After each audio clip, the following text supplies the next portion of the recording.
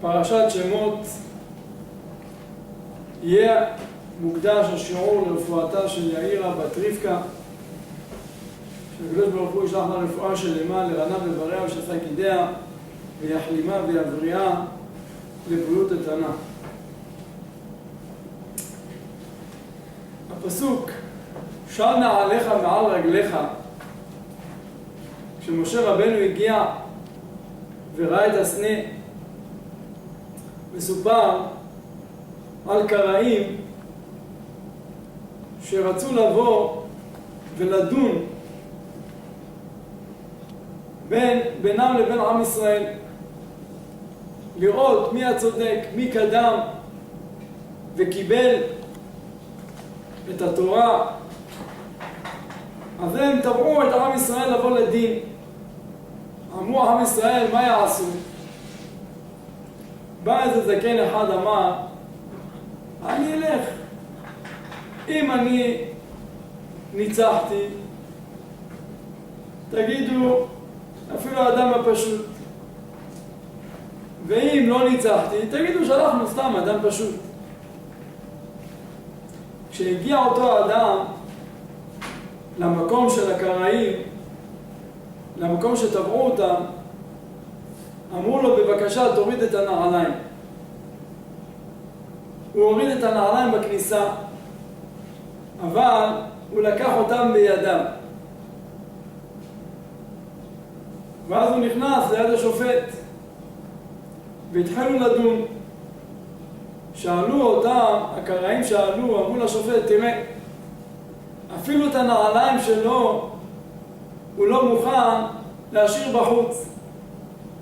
הוא היה חייב להכניס אותם בפנים. אמר להם אותו זקן, לשופט, אומר לך, כשמשה רבנו הגיע לסנה והוריד את המנעלים שלו, לא מצאנו שמשה רבנו אחר כך, כשהוא חזר לקחת את המנעלם.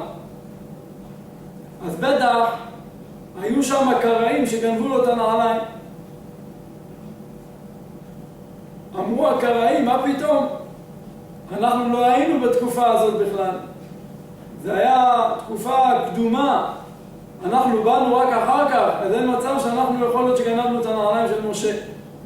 אמר להם אותו זקן, תשמעו מה שאתם אומרים. אתם טוענים שהייתם בזמן קדמון, בזמן משה רבנו. אז הנה, אתם בעצמכם מודים שלא הייתם בתקופה הזאת של מתן תורה. אז זה היה בעוכרם. פרשת שבוע, פרשת שמות, פרשת הגאולה, תחילת הגאולה, שהעם ישראל מבינים לאיפה הם הגיעו, לאיפה הם נכנסו, למצב של דוחק. וזה התחיל מגזירת בין הבתרים. גזירת בין הבתרים שאמר הקדוש ברוך הוא לאברהם אבינו, ידוע תדע כי גר יהיה זרעך בארץ לא להם, ועבדו ועינו אותם 400 שנה, וגם את הגוי אשר יעבודו דן אנוכי, ואחרי כן יצאו ברכוש גדול. שאלה שואל הרמב"ן, מה זה וגם את הגוי אשר יעבודו דן אנוכי? לכאורה, אם נגזר גזירה שהעם ישראל ירדו למצרים ושם הם יהיו בעבודה, אם כן הם המצרים שקיימו את גזירת בורא עולם, למה הם יערשו? רש"י אומר וגם את הגוי אשר יעבודו, וגם לרבות 4 גלויות שגם הם יערשו. אומר הרמב"ן בדרך אחרת, וגם אף על פי שהם קיימו את גזירתי, אפילו אחי, הם יקבלו את עונשם. ולמה? כיוון שאני גזרתי עבודה ועינו אותם, אבל לא עד כדי כך. אני אמרתי שהמצרים השתמשו בהם לעבודה בתור עבדים, אבל שהם יעבידו אותם ויענו אותם, וישליכו את בנם ליאור, על זה אני לא אמרתי. אני קצבתי מעט, והם הוסיפו לרעה יותר. אז על זה שהם הוסיפו לרעה יותר, על זה הם יענשו. הרמב"ם אומר שכמה שכתוב בארץ לא להם, אז מה זה בארץ לא להם? לכאורה לא נגזר דווקא שהם ירדו לארץ מצרים. אז כמה שהמצרים בחרו שזה יהיה אצלם, אז לכן הם יענשו. אבל הרמב"ם לא מסכים, כי הוא אומר שאם הייתה איזו אומה שנגזר עליה איזה ציווי מאת השם, ולכאורה יכולים הם להימלט, הם צריכים לעשות. אז אם כן, אם באה אומה אחרת אפילו ורצו ועשו את גזירת השם יתברך, אדרבה הם יקבלו על זה שכר. אלא אומר הרמב"ם עליו השלום כך: אם אדם נגזר עליו שהוא יהרג, ובא הרוצח והרגו, הרוצח הזה יבוא על עונשו. הוא ועונשו ימות, וגם הרוצח יבוא על עונשו. אבל אם נביא אומר שבגזירת השם צריך להרוג את אותו אדם, את פלוני, אז יש שני אופנים. אופן אחד, שהאדם הזה, כמה ששמע שזה ציווי של השם, והוא עושה את זה מחמת הציווי של בורא עולם, ואך מצד זה, אז הוא אדרבה, הוא מקיים מצוות השם יתברך. הוא מקיים מצוות הנביא, והוא יקבל על זה שכר. אבל אם אותו אדם הלך והרג את האדם הזה, לא מצד שציווי השם, אלא מצד השנאה שלו לאותו אדם, אז כמה שהוא עשה את זה מצד שנאתו לאותו אדם, על כן הוא יענש. מצינו את זה גם אצל יהוא. כשהקדוש ברוך הוא אמר מי שיכה את אחיו, ובא יהוא ובאמת הלך והיכה את אחיו ואת כל נביאי הבעל, והוא קיים את מציוויו של השם, אדרבה, הוא קיבל שכר, שהוא יראה דור רביעי של מלכים שיצאו ממנו. אז אם כן, על זה אדרבה הוא קיבל שכר. אבל מצינו לעומת זה, מצינו אצל סנחריב, או ישור שבט אפי. סנחריב, נכון שהוא צובה, נכון שהעם ישראל נגזר עליהם שיבוא מלך אשור, אבל סנחריב עשה יותר לרעה וגם קיבל על עונשו. למה? כי עוד הפעם, אני גזרתי מעט והם עשו לרעה משנאתם. כמה שהוא עשה משנאתו, לכן הוא נענש. ואחרון מביניהם מי זה היה? בבל, נבוכדנצר. נבוכדנצר הרשע שמע מפי הרבה נביאים שהקדוש ברוך הוא מבקש ממך לבוא לארץ ישראל ולהחריב אותה, כי עם ישראל ניתן בידך ובית המקדש ישרף וינתן בידך. כל הנביאות, כל הנביאים אמרו לו את זה. אז אם כן ודאי שנגזר שעם ישראל ייפול ביד מלך בבל. אבל גם הוא נענש. צד אחד, בגלל שגם הוא עשה את זה יותר לא בשביל לקיים מצוות בורא עולם, אלא מצד להגדיל את ממלכתו, להגדיל את ממשלתו. וגם שהוא עשה את זה ולקח את זה והטיל עול כבד גם על הזקנים ולא רחם, עשה את זה באכזריות גדולה. אז לכן כל העם הזה של בבל נגזר עליהם שלא יישאר להם שאר נין ונכד, שלא יישאר זכר לבבליים. אז זה מראה, אז אם כן פה התשובה, כשהעם ישראל נגזר עליהם לרדת למצרים, נכון, ועבדו ועינו אותם, זה נגזר. אבל לעשות דברים יותר מזה ולהטיל עליהם ניסים ולהכביד עולם עליהם ולזרוק את ביניהם לאור ולעשות הכל בשביל לדכות את עם ישראל בכל מצב, אז זה ודאי שעשו את זה משנאתם.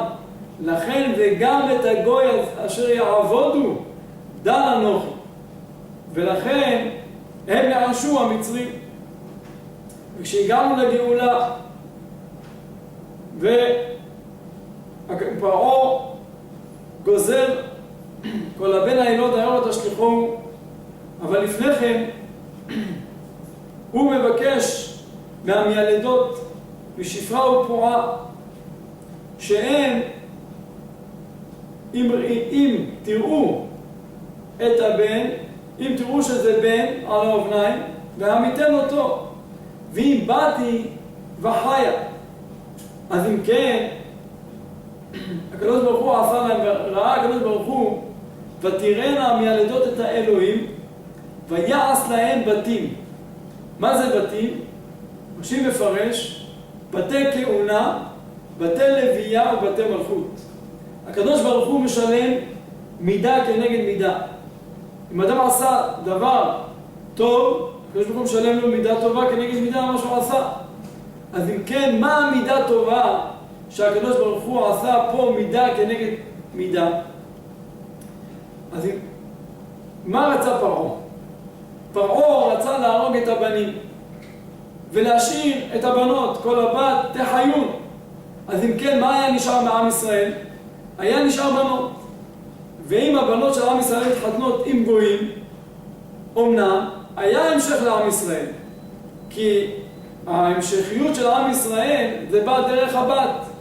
אם האישה היא יהודייה, הבן בא אחריה, אפילו שהוא מגוי, הוא יהודי. אבל הייחוס של כהונה, הייחוס של לוויה, הייחוס של מלכות, זה בא מהגברים. כהן, מתחתן אפילו מישראלית, הבא אחריו הוא כהן. וגם מלכות בדוד ממשיכה דרך הייחוס של האבא. אז לכן, בתי כהונה, בתי לוויה ובתי מלכות, כמה שהם שימרו והצילו והחיו אפילו את הילדים, סיפקו להם מים ומזון, אז אם כן זכו לבתי כהונה, בתי לוויה, יוכבד זכתה משה ואהרון, ואילו מרים שהתחתנה עם כלב זכתה למלכות שבט יהודה. אז אם כן, זה המידה כנגד מידה. ומשה רבנו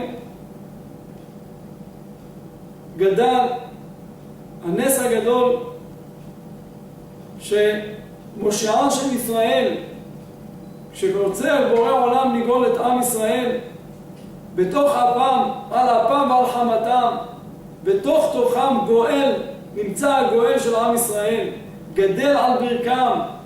זה מראה לנו כמה ישועה של הקדוש ברוך הוא גדולה, ואפילו אצל פרעה הוא גדל שהוא מחפש אותו. ולכן גם התחכמו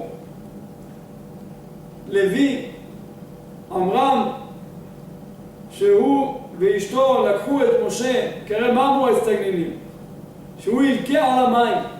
לכן עשו לו תיבה ושמו אותה ביאור. שככה כבר ההסתגנינים יגידו, הנה אותו בן שאתה מחכה, שהוא גואל, הוא כבר לקה. אז כמה ששמו אותו על המים ביאור בתיבה, אז כבר הם ירדו ממה שהם חשבו. אבל בכל מקרה משה רבנו גדל איפה? אצל מלך פרעה, יש לו הכל, לא חסר לו כלום. אבל משה רבנו זה לא כל מאווייו, ויצא אל אחיו, וירא בסבלותם, עם כל הטובה שהוא גדל, עם כל העושר שהוא נמצא, אבל אכפת לו מאחיו, אכפת לו מהאחים שלו שסובלים. ולמה היה צריך להמציא את הגואל בצורה כזאת שהוא יגדל אצל פרעה, ולמה הוא לא גדל בתוך הצרה, בתוך העם ישראל? אבל אם נראה, הרי עם ישראל כולו התחיל פרעה להטיל עליהם מס, אחר כך עבודה קשה, אחר כך הוסיף עליהם לקושש קש לתבן, ואחר כך להשליך בניהם ליאור. אבל עם ישראל מקבל סבל אחרי סבל, והוא מקבל ולא רוצה לקום ולהתעורר ולדעת איפה הוא נמצא. הוא מרגיש את הסבל ועוד סבל ועוד סבל ועוד הכבדה. אבל היה צריך אדם שיהיה מחוץ לסבל של עם ישראל, שיסתכל, שהוא יהיה מנוטרל מכל הסבל של עם ישראל מוכבד עליו, והוא יראה את התמונה מבחוץ, ואז הוא יבוא וידע את מכאוביו על הקדוש ברוך הוא. מה זה וידע את מכאוביו? וכי עם ישראל לא ידעו את המכאובים שלהם, אלא כיוון שהם כבר היו תחת הסבל, הם כבר לא הרגישו שהם יכולים לצאת מהצרה הזאת. היה צריך את משה רבנו מבחוץ, שהוא יבוא ויגאל את עם ישראל. גואל, גדול הדור, אדם שהוא גדול בתורה, אדם שהוא גדול בעם ישראל, לא רק צריך להיות בתוך עצמו, אלא הוא צריך בכלל הגדולה שלו, זה צריך לדאוג לכלל ולפרט, לדאוג מה עם ישראל צריך, בכל דבר להיכנס בעובי הקורה. זה ויצא אליכם, לדאוג גם לכל אדם ואדם, אם אדם רואה שאדם בצרה, צריך להיכנס ולעזור לו. מסופר על הבבא סאלי עליו השלום, שפעם אחת באו אליו ואמרו לו, יש אישה על המשבר והיא בסכנה. אמר להם בבא סאלי, אני רוצה עכשיו שתיקחו אותי למקווה. אמרו לו, כבוד הרב, המקווה עכשיו חורף, קר. אמר להם, אני רוצה שתיקחו אותי למקווה. היה זקן, חולה, חלש. לקחו אותו למקווה, נכנס למקווה, מים קרים, זקן. אמר, אני לא יוצא מכאן עד שהאישה הזאת לא יוצאת מכלל סכנה. ובאמת אחרי כמה דקות בישרו לו שהאישה הזאת יצאה מכלל סכנה והיא ילדה. כשהוא יצא, אמרו לבבא סאלי עליו השלום, מה כל כך? מה, היא קרובת משפחה שלך? מה היא לך? מה כל כך על מסירות נפש? אמר להם, זו בת ישראל. בת ישראל, אני דואג לבת ישראל, הוא לא הכיר אותה בכלל. אבל זה מראה על הגדולה של הגדולים, על האכפתיות, ויצא אליכם. גם עליו עליו שלום. סיפרו גם שהוא היה מוכן ללמד אנשים שרצו, רוצים לדעת איך לעשות כמרים, איך לעשות דברים, בשביל לעזור לעם ישראל, כי זה מסירות נפש, לעשות את הדברים האלה זה סכנה. אבל אבא עליו שלום היה מוכן בשביל לעזור לכלל עם ישראל, לכלל ולפרט, לכל אחד ואחד לעזור לו. ובמסירות שבכל דבר, בכל העניין שבאו אליו גם, היה מוסר את נפשו, היה הולך ומנסה לסייע לאחרים. אז זה ויצא אליכם, אז זה הגדולים, שהם באמת כל כולם, כל מאוויים, זה כלל עם ישראל. לראות את עם ישראל, לא רק להסתגר עם עצמם ורק לקהילה שלהם, אלא כלל עם ישראל חשוב להם ודואג לכל עם ישראל. והנה הנבואה עכשיו שמתגלה למשה רבנו, לבוא ולהדריך את משה רבנו שיבוא ויגאל את עם ישראל בשביל להנחות להם, לתת להם את התורה. אבל עד משה רבנו הנבואה הייתה עם אדם הראשון, עם קין, עם נוח, עם אבימלך, עם אברהם כמובן, עם האבות הקדושים, עם לבן. כל אלה היה להדריך אותם בזמן שהיו צריכים הדרכה, צורך שעה. אדם הראשון היה צריך לדעת, להנחות אותו. קין, מפניך יסתר, אז הקדוש ברוך הוא היה צריך להנחות אותו. כל אחד, אבימלך, היה צריך למנוע ממנו. עם לבן, גם למנוע ממנו שלא יזיק ליעקב. אפילו שלא היו ראויים, אבל הקדוש ברוך הוא היה צריך להתגלות אליהם, כיוון שזה היה צורך שעה להנחות להם ולהדריך אותם. אבל פה, משה רבנו עליו השלום מקבל את הנבואה, נגלה אליו השם להדריך אותם, את עם ישראל, לבוא ולקבל את התורה. ואחרי שיקבלו את התורה, אחרי שמשה רבנו מכניס אותם, מביא אותם לארץ ישראל, שנחתם התורה, אין נביא יכול לחדש עוד דבר בתורה.